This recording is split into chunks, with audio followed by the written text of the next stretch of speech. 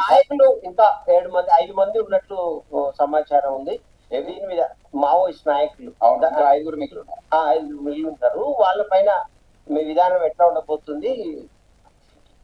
వారు అందరు వారి సహచరులు ఎవరైతే ఉన్నారో సరెండర్ చేసినట్టు వారికి పిలిపిస్తున్నాము బహిరంగంగా.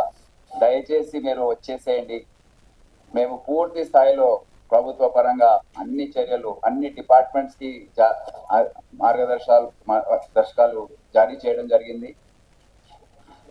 వారిని పూర్తి స్థాయిలో మేము పునరావాసం కల్పించి మళ్ళీ ఈ సమాజంలో వారిని కలుపుకునే విధంగా అన్ని చర్యలు మా డిపార్ట్మెంట్ పరంగా మేము పర్సనల్ గా సూపర్వైజ్ చేసి 2 నెలలకోసారి ఒక రివిజన్ ఉంటుంది, 6 నెలలకోసారి ఇంకోసారి సమీక్షిస్తాం.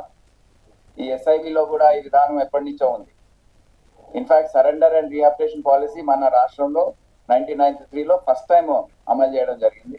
దాని తర్వాత ఇప్పుడు పూర్తి స్థాయిలో ఎవరైతే వచ్చారో వారందరూ కూడా ఏ విధంగా వాళ్ళు వారిని బ్రతుకుతున్నారు, వారి జీవనాధారం ఏంటి, జనజీవన స్రవంతిలో కలిసారా లేదా, ఆ గ్రామాల్లో ఎక్కడైతే ఉంటున్నారో వారిని ఎవరైనా వేధిస్తున్నారా లేకపోతే వీరు వేరే వారిని వేధిస్తున్నారా అనేది అన్ని కూడా మేము పరిశీలిస్తున్నాం. ఎస్ఐబి పరంగా వీరిపైన పూర్తి స్థాయిలో దృష్టి ఉంది.